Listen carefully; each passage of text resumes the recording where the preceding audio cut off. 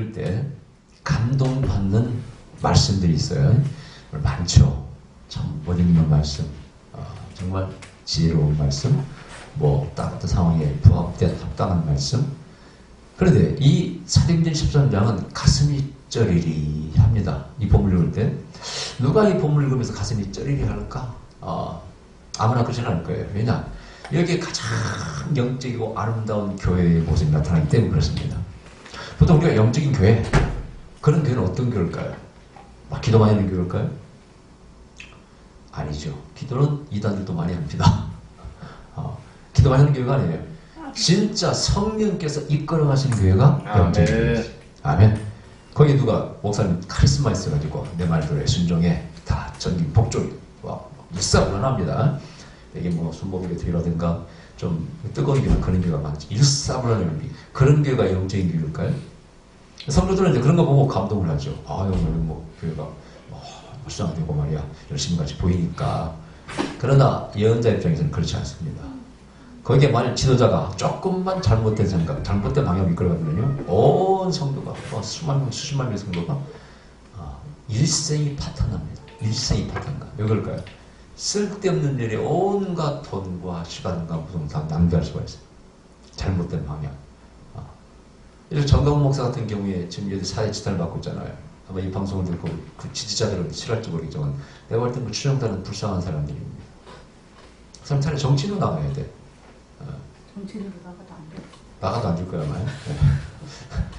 근데 교인들은, 추정자들은 헌금하는 다 합니다. 그게 그건 진리입니까? 가치가 있는 일이에요. 주님 기뻐하시겠냐고, 여러분. 그러니까 참 우리가 건전한 교회라는 것이 참 말하기 어려워요. 뭐 10만, 20만 모이는 교회도 한국에도 많이 있잖아요. 예를 들어서 뭐 우리 통합체인 영성교회도 한때 김상호 목사님 다 또 존경하고 사랑했지만 교회 젊은 여성이 있어요. 내가 볼 때 신사참배 이후에 최고의 추악한 결의가 우리 통합체에 이루어진 겁니다. 그 한 교회와 추종자를 위해서 떨어져 나갈까 봐 그렇겠지. 지지하는 사람이 있을 것이고. 우리 신학적으로도 자식이 부모의 뒤를 받을 수 있다는 생각을 가진 사람이 있겠지. 근데 여러분, 이거 모든 것을 성경적으로 판단하는 것도 틀린 얘기예요. 왜냐? 그럼 구약시를 뭐 부인 내려뜨리고 살아야 돼? 모든 거 성경에 한 구절만 풀어오면 그렇습니다. 이런 대제사장이 예를 들어서 뭐 그 당시는 되게 이제 추첨하고 선거하고 그랬습니다. 대를 위해서 이렇게 있는 건 아니에요. 사회가 뭐 대제사장하고 나오지만은. 그래서 그런 것들이 제가 볼 때는 참 안타까운 결정이고, 그 교회들이 이제 여기 수십 년 몸담아 있었기 때문에 나오지도 못하고 그런 경우도 많이 있을 거야. 아마. 나간 사람이 많이 나갔다는 얘기 들었습니다만. 제가 또 그 입장을 바꿔놓으면 당신은 그러면 깨끗이 할 수 있겠나? 참 쉽게 대답 못하겠지만 결론은 나는 그렇게 하지 않았을 겁니다. 차라리 그런 면에서 우리 통합주의 이제 곽선희 목사님 같은 분이 아들 교회를 담임 목사 하시면서 뭐 교회에서 많이 지원 안 했다 하더라고. 그분의 뭐 인쇄가 다 해가지고 이렇게 지어서 나가시잖아요. 오히려 그 정도면 참 양호한 편이죠. 그죠? 그 정도는 얼마든지 이해할 수 있는 양호한 거예요, 여러분요. 왜냐면 그 개척교회를 이룬다는 것은 아무나 할 수 있는 건 아니잖아요, 그죠? 근데 그 가운데 이제 중요한 것은 정말 주님의 뜻이냐, 성령께서 인도하시냐, 성령을 쫓아가고 있느냐, 이게 중요한 것이죠. 정말 아들이 넘겨줘라. 성령께서 그러셨다면 해야 되겠지, 그죠? 그렇죠? 그다음 제가 볼 때는 그럴 것 같지는 않아요. 자, 그래서 이 안디옥교회가 왜 가슴이 쩌르르하느냐? 아시아 7교회 중에 하나이면서 당시에 핍박받던 초대교회 상황. 그 다음에 지금 여기에 참 어떻게 보면 눈물 나는 장면이에요. 여기 지도자들이 몇이 있습니다. 예언자가 있고 사도도 있고 다 있어요. 교사도 있고. 그 중에 대표적인 지도자가 바나바란 말이에요. 바나바가 데려온 사람이 세우는 사람이 누구예요? 사울이죠. 그 당시 이 바울은 첩자같이 아주 안 좋게 무서워했으니까 사람들이 기독교를 잡아 죽인 사람이니까. 그리고 그 사람을 데려온 사람이 바로 바나바 아닙니까? 근데 여기서 최초의 선지자 두 사람을 바나바와 바울을 파송하는 장면이 나오는 거예요. 그러니까 오늘 얘기가 철저히 뭐라고요? 성령께서 첫째 금식기도 시켰다는 거예요. 그 다음에 두 사람을 세우라고 그러더래. 그럼 누가 그렇게 했겠어요? 예언자가 했게 있죠. 어떤 예언자가 계시를 받은 거예요. 바나바와 바울을 세워라. 그리고 안수에서 선지자로 파송하라는 거예요. 그 당시 상황이 선교사로 간다는 것이 뭐 쉬운 것 같으면 요즘 뭐 태국으로 가라 베트남 가라 이 정도면은 말도 안 해요. 그 당시에는 이건 목숨을 버리는 겁니다. 한마디로 목숨을 거는 거예요. 그 뒤에 이 바울이 당한 고초는 이루 말할 수가 없잖아요. 차라리 죽는 게 낫지. 그러니까 그 길을 걸어가라고 성령께서 뽑아. 특히 그 중에 제일 결정하기 어려운 게 누구예요? 바나바죠. 바나바는 내가 볼 때 재력도 있고 인품도 좋고 모든 게 다 이게 갖춰진 인물이에요. 거기서 리더란 말이죠. 인정받는. 어떻게 보면 편안하게 신앙생활 할 수 있는 것을 성령께서 명령하시니까 그걸 박차고 떠나가는 것이죠. 어디로? 험지. 그것도 목숨을 거는 선교사의 길을 가는 것이죠. 선교의 길을. 이거 얼마나 아름다운 장면이에요. 모든 기득권을 다 포기하고 가는 거예요. 여기에 사울, 바울은 자기가 핍박한 죄도 있기 때문에 아이고 주여 주께서 부르시면 가겠습니다. 이 정도는 될 거야. 그죠? 바울도 부잣집 아들이니까 쉬운 건 아니에요. 근데 이 바나바는 좀 어려웠을 거예요. 근데 하나님께서 말씀하시면 내가 항상 하는 얘기 하나님이 발령자시다. 아멘. 제가 첫 번째 교회 나 혼자 교회 가스하게 됐을 하나님이 발령자시다. 하나님 가라면 가야지. 뭐 저는 근데 나 혼자 교회지 이게 뭐 이제 한스시 병자 교회지 이런 순교길은 아니잖아요. 비교할 수가 없는 것이죠. 저도 총각되기 때문에 어려웠어요. 거기 가면 장가를 가겠나 하다가 누가 나한테 장가를 시집이라고 했나 누가 그런 교회 저 오제에 있는 낙동원면에 있는 한 달에 15만 원 주는 교회 누가 나한테 시집오게 할 생각이 다 들고 새벽 3시까지 잠을 울었다고 그랬잖아요. 눈물이 막 나오더라고. 근데 이거하고는 그러나 비교할 수 없는 것이죠. 목숨을 거는 거기 때문에. 그런 하나님 말씀하시니까 순종하는 것이죠. 근데 이 교회에 내가 가봤잖아요. 터키 성지순례를. 가봤더니 터키에 가서 어느 산 이렇게 있는데 산 밑에 구멍이 뚫려 있더라고요. 터널이 있어요. 거기 이제 이렇게 집안을 쪼가리 이렇게 뭐 건물이 하나 지어져 있는데 가이드가 그러는 거예요. 여기가 바로 안디옥 교회래. 뻥 줬어요. 그 뒤에 다른 교회들은 도시에 적어도 지어진 건물이 있어요. 그 안에 어디 있겠지. 근데 이것은 완전히 산에 구멍 하나 뚫어놓고 그게 안디옥 교회라는 거예요. 사실이 맞는 거 고학적으로 확인됐는가 검증이 됐는가도 의심스럽더라고. 근데 이 당시 상황이 그럴 수도 있습니다. 근데 그러더라고 가이드가 여기는 구멍이 하나지만은 나가는 구멍은 많대. 그래서 얘들을 데려다가 보초가 만일 뭐 누가 잡으러 온다고 하면은 막 도망갔다는 거예요. 근데 괜히 가슴이 쩌르르하더라고요. 이렇게 믿었구나. 우리 초대교회 성도들은 이런 신앙을 가지고 이렇게 믿었구나. 그런 생각하니까 굉장히 거기서 부담감을 많이 받고 은혜스러웠어요. 가장 은혜스러웠던 것이 바로 터키 안디옥교회였어요. 왜냐하면 화려한 곳이 가면 은혜가 안 돼요. 예수님의 탄생제 가면은 너무 치장을 못 익게 놨잖아요. 거룩하게. 이게 뭐 탄생지가 맞는 건지 뭐 헷갈려요. 여러분요. 기념교회 세워놓고 막 그 정교식을 해서 막 달아놓고 못 익게 하니까 전혀 그런 느낌이 들질 않아요. 근데 안디옥교회 가니까 정말 그냥 따꾸라 그 안에 들어갑니다. 벽에 막 십자가 그리고 막 마리아 상 그리고 막 그래요. 근데 그런 모습을 봤을 때 가슴이 저르르 하더라고요. 이게 정말 신앙인데. 자, 근데 안디옥교회 선자들과 교사들이 있잖아요. 그 당시에는요, 은사별로, 벌써 초대교회에 은사별로 직분이 나눠져 있었습니다. 그래서 뭐 사도, 선지자, 그래서 뭐 목사, 부흥사, 교사, 어른들이라고 그러죠. 이런 게 이렇게 있었어요. 인정해 줄 수 이렇게. 그 당시에는 이게 체계화된 교단 같은 게 없었어요. 그렇죠. 뭐 안수를 주고 말이야, 뭐 시험을 쳐야 되고 이런 게 없었어요. 열심히 한 사람에게 자격이 있다 싶으면 사도적 안수를 해서 목사도 세우고 디모데도 뭐 바울이 세우는 것이죠. 그렇다고 요즘 그렇게 하려면 안 되죠. 그러나 그 당시에는 그럴 수밖에 없었던 때니까. 근데 선지자들이 있었고 선지자가 어떻게 계시를 받고 교회를 이끌어가는 것이죠. 주님께서 말씀하셨다. 물론 한 사람만 있는 것이 아니라 몇 사람이 검증을 했겠죠. 그죠? 그래서 이게 어떻게 보면 체계가 갖춰지지 않은 교회지만은 가장 영적인 교회라. 하나님이 통치하시는 교회라. 그게 우리 이제 이스라엘 왕국도 마찬가지예요. 자, 사울 초대 왕이 나오기 전에는 누가 통치해요? 사사들이 통치합니다. 이 사사는 하나님이 되게 예언자들이죠. 그래서 전쟁이 일어날 때 문제가 있을 때만 사사들이 개입을 하고 나머지는 그냥 저들끼리 사는 거예요. 하나님께서는 그걸 원하셨잖아요. 사람이 어떤 권력에 자리에 앉게 되면은 뭐가 생겨요? 욕심이 생기고 오만 방자하게 됩니다. 그러면 하나님을 되게 순종하는 게 아니라 거역하기가 쉽습니다. 그리고 이제 조직을 잘못 사용해요. 조직이 악을 만듭니다. 그리고 약자를 괴롭히고 가장 원만한 것은 좋은 것은 뭡니까? 하나님이 직접 통치하는 겁니다. 아멘? 네. 사실은 무정부주의가 그렇게 나쁜 건 아니에요. 그죠?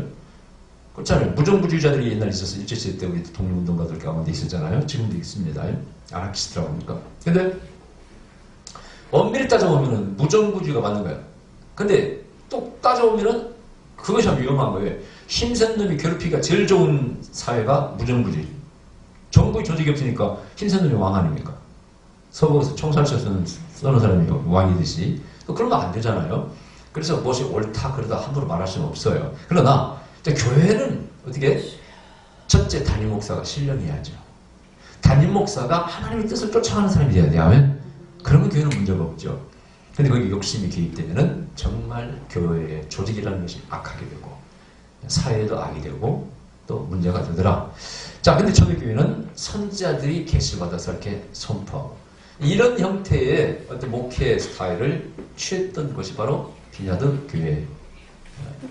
제3의 물결이라는 영성을 추구하는 교회에서는 대개 이 초대교회 모습을 많이 닮아가는 교회. 담임 목사가 있지만은 선지자들이, 예언자들이 이렇게 공인된 예언자들이 있어가지고 그분들이 예언하면 담임 목사를 듣습니다.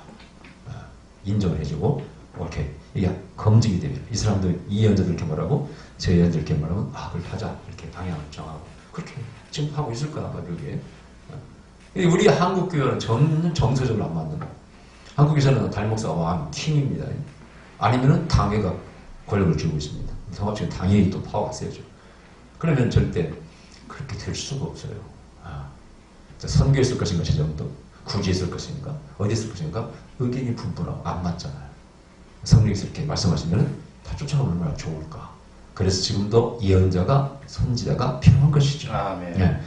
은사별로 직분을 나눴습니다. 그 다음 곧바나바와 니게를 하는 시몬과 구리네 사람 루기오와 분봉왕 헤롯의 첫 동생 마나엘. 여기 특이한 사람이 헤롯의 첫 동생 마나엘입니까? 마나엘. 네, 마나엘.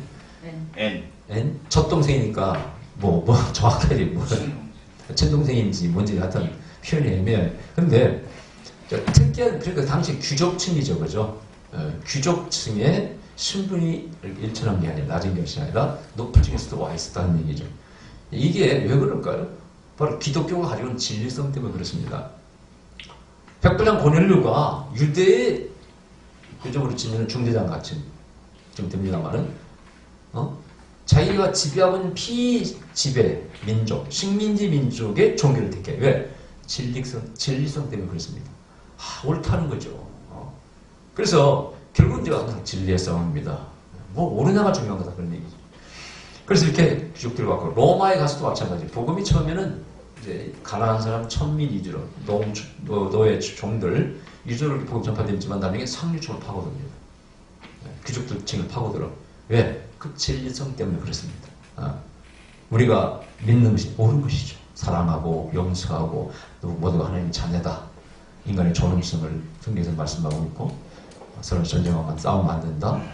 이런 가르침들이 얼마나 위대합니까? 아멘? 아멘. 여러분 이런 생각하셔야 돼. 내가 하나님을 믿는 것을 감사해야 되고. 아멘? 아멘. 내가 하나님 믿으니까 자녀가 되었으니까 11조 감사하면 당연하게 생각해야 됩니다. 아멘. 우리를 이만큼 붙잡아주고 이만큼 뿌듯하게 하고 이만큼 유를 주는 가르침이 철학이 어디 있습니까? 그냥 그래. 뭐가 여러분을 붙잡을 수 있어요? 난 생각할 때마다 그래. 나도 전재산을 바치고 있잖아요. 평생 다 바치고 있는데. 나를 정말 잡아주는 것이 이거 아닙니까? 말씀 아닙니까? 아멘. 여든들 때문에 오늘 아는 목사님들 정도를 걸어가세요. 응? 꼼수를 쓰길래 정도를 걸어가세요. 그럼 나를 붙잡아주는 누구가? 하나님 말씀입니다. 아멘. 저는 항상 내가 우리 교인들 뭐 아시다시피 일평생 난 약자 편을 위해서 약자 편에서 한 번도 권력 힘 있는 자의 편에 서본 적도 없고 어디 뭐 노예 큰 교회 목사님 와서 잘 보려고 해본 적도 없고 개척가 들어만 있다가 하나님께서 도움도 받지 말라고 해서 다 거절해버리고 우리는 다 알잖아요. 오직 하나님 말씀을 믿고 왔잖아요. 근데 이런 모든 것들이 생각해보면은 아 정말 감사하다는 생각이 들어. 내 일생을 모든 것을 바칠 만하다. 그런 가치가 있다 이거예요. 자, 그래서 귀족들이 서서히 이렇게 들어와 교회에. 그 다음에 주를 섬겨 금식할 때, 이 표현이 재밌어요. 어떤 사람을 섬겨서 금식할 때가 아니에요. 누가 하라고 해서 그런 게 아닙니다. 담임 목사가 하라고 해서 그런 게 아니에요. 주를 섬겨 금식할 때, 이때는 정말 목숨이 위험할 때 아닙니까? 그래서 금식 자주 했는가 봐. 금식할 때에 성령이 가났을 때, 그러니까 성령이 계시가 언제 임하냐 이거예요.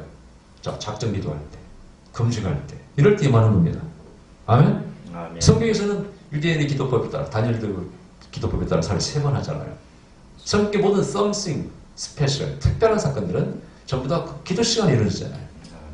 베드로의 밤이 기도에 맞춰, 시간에 맞춰서 기도하러 성리를 하다가 이문이라는 곳에 앉은 등을 잘 고쳐주죠. 그죠?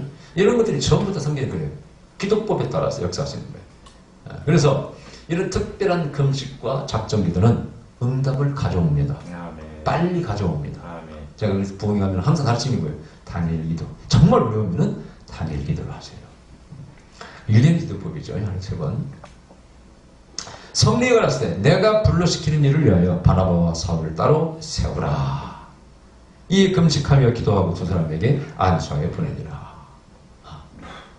예언자가 여러 사람이 있을 게 한 사람만 있는 게 아닐까 말씀드린 것처럼 하나님 말씀하시네. 바나바와 바울 형제를 따로 세우시랍니다. 그리고 다른 예언자도 기도해보더니 그러시네? 그러는 거예요.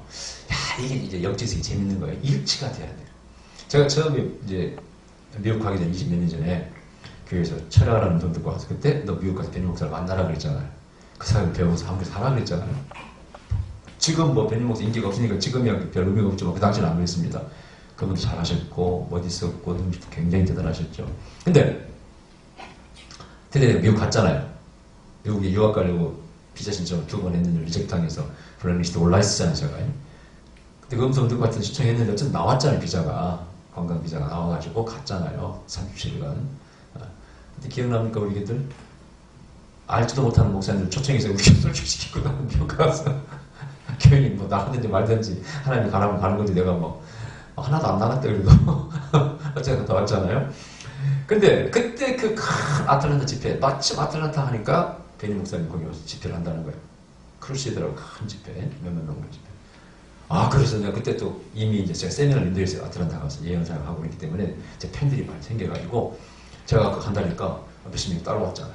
그래서 한국 목사 한 20명 내외가 그냥 이쪽에 이렇게 앉아 있었잖아요. 그래서 제가 그 스태프들한테 I'm a pastor from Korea. 한국에서 온 목사인데 I heard the voice of God. 하나님 음성을 들었다고. You go to America. 너 미국 가서 You meet Pastor Benny. 베니 목사를 만나라. And learn his ministry. 그의 사역을 배우고 get back to Korea. 한국에 돌아와서 Do like him. 그와 같이 하라. 그런 음성을 들었다. 전 베니 목사 만나게 되려니까 그 사람이 뭐라고 하는지 아세요? What? 뭐라고? If 만약 하나님께 말씀하셨다면 왜 기다려보래? 그럼 하나님이 하실 거래. 뭐라고 하라고? 뭐 기다려보면 뭐가 있어요? 일어나. 근데 그때 조엔 이제 목사님이라고 여자 뚱뚱한 목사님이 예언하고 치유를 하셔요. 그 베닌 목사님이 오른팔 같이 나은 사람 위로 올려보내고 중요한 포지션에 있는 되게 뚱뚱합니다. 가만히 사람을 예언하더라고요. 다 이렇게 지켜보고 음성을 듣고 하고 치유사가 하더라고요. 저분이 예언자라면은 내가 들었던 음성을 검증할 수 있지 않겠는가. 몇 사람 얘기하니까 통하지도 않아요. 그런 사람 하도 많이 안수받고 싶어가지고 베니 목사님 다 그렇게 원하겠지. 그런데 그게 똑같이 했죠. 그랬더니 이분이 딱 쳐다보고 이렇게 투시하는 것처럼 이렇게 내가 예언하면서 예언하면서 다 응시하잖아요. 딱 오케이. 내가 정확히 영어가 그때 뭐 짧았으니까 기억은 하지만 이런 거예요. 예정이 없지만 내가 한번 어렌지 하겠다. 그런 말, 어렌지만 기억날게. 근데 내가 돌아와서 이제 앉아서 있는데 연락이 없어요. 근데 내가 호주머니에 돈이 100불 있더라고요. 그 당시. 그래서 마음속으로 베니 목사님 참 당신 사역 잘하요. 뭐 이렇게 하니까 아직 그분은 파워풀하지만 이거 적은 돈이지만은 내 남은 돈이니까 사역에 보태 쓰시오 하고 언급을 딱 하고 내가 한국에서 여기까지 왔지만 나 이제까지 사람 의지해 본 적 없고 하나님만 의지하고 왔다고. 내 속으로 내가 뭐 인간 배인까지 이제 잊어버릴라요 속으로 이렇게 생각하고 방향을 이렇게 이게 이제 단상인데 한 15,000명 왔는데 이쪽으로 틀었어요. 안 쳐다봐요. 안 쳐다봐. 그리고 나 혼자 은혜의 설명이 받았어요. 찬양하는 눈 감고 좀 있으니까 뭐 빠실빠실 소리가 나서 보니까 그 조현 목사님 앞에서 내 앞에 있는 그 펜스 그 담이 있어요. 이렇게 요구르평 이런 거 뭐 이런 걸 올려놔서 먹고 사람들 쓰레기를 치우더라고. 나 쓰레기 치우는 줄 알고 나도 도와줘 쓰레기 치우. 그랬더니 그 우리 펜스기 가만 나보고 나오는 이렇게 손잡고 나갔더니 나를 잡고 왜 앞으로 단상으로 가는 거야. 그 대리목사 막 설교하고 그러시는데 가더니 딱 단상 앞에서 그 패스벤이 딱 그러는 거야. 그리고 놀래가지고 그분도 딱 쳐다봐. 그럼 GP 중에 그런 건데 한 번도 본 적 없어요. 얼마나 14번을 갔잖아. 대리목사 한 번도 그런 적이 없는 없어요. 그런 장면 일어날 수가 없어요. 이분은 그 특별한 예언자니까 그런가. 불 뻥 쳐가지고 쳐다보니까 This pastor from Korea 그러면서 나보고 go up 올라가래. 그 베리 목사는 이제 내가 올라갔더니 한국에서 한장 줘. 그렇다고 했더니 안 쳐주더라고. 그래서 터치 받았죠. 그때 내가 쓰러지면서 몸이 약간 붕 뜨는 느낌이 받았어요. 내가 그때도 베리 목사한테 여러 번 안수 받았지만 한 번도 기름 부위 강하게 만든 적이 없어요. 그때 딱 처음이에요. 그래서 안수 받고 내려왔더니 이제 뭐 카메라만 해서 막 인터뷰를 하려고 했는데 내가 영화 잘 보니까 인터뷰를 잘 못하더라고. 야, 그때 이 똑같은 일 나도 들었고 그분도 들었겠지. 그리고 그분은 내가 어린지 하겠다고 하겠지. 그게 20몇 년 전 제가 처음 요 음성을 듣고 갔을 때 아니에요. 그 음성 내가 들었던 여기 지하에서 미국 가서 베니 목사를 만나는 음성이 이루어진 거 아닙니까? 진짜 연애하는 열매의 간증입니다. 그리고 와서 가기 전에 내가 그 구름같이 셰케나 연관에 내려가서 구멍에 뱀이 나와서 다 죽었다고 그랬잖아요. 그리고 갔다 와서 치료한 게 그 이름 까먹었네. 그 집사 귀신 쫓고 완전히 나와서 한 번도 재발한 적이 없죠. 그때 심했습니다. 병원 가면 원인도 모르는데 막 무서워서 죽으려고 그래요. 무서워. 그때 막 환상 일리고 앉아먹고 자기가 본인이 귀신 나온 거 보고 나왔잖아요.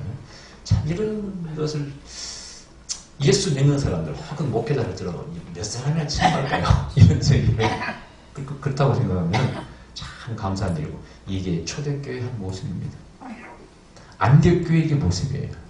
할렐루야. 아멘. 성령이 통치하시는, 성령이 운영하시는, 성령이 역사하시는, 성령이 인도하시는, 또 성령에 순종하는 교회. 아멘.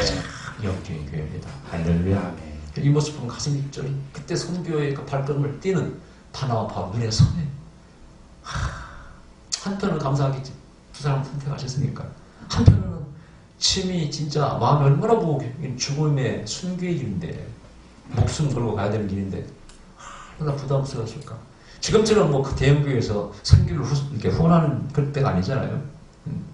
물론 안디옥에서 도왔겠지. 빌립보교가 바울 돕다 다 있었지만은 그러나 그렇게 그게 모든 게 이렇게 잘 짜여진 때가 아니잖아요. 후원이 제도적인 뒷받침이 없었던 때 아닙니까? 그냥 그야말로 가는 거야 그냥. 아까 오전 말씀드렸죠. 구름 기둥이 있다면 따라가는 겁니다. 아멘. 아멘. 여러분의 삶도 그런 일이 있을지어다. 아멘. 사업이든지 가정이든지 정말 하나님 인도하시고 성령 인도하시고 아멘. 여러분의 순종이 쫓아가는 아멘. 아멘. 그런 신령한 삶, 가정, 교회가 만들어져야 됩니다. 기도하십시다. 그래서 우리 아버지 감사드립니다. 우리를 인도하시옵소서.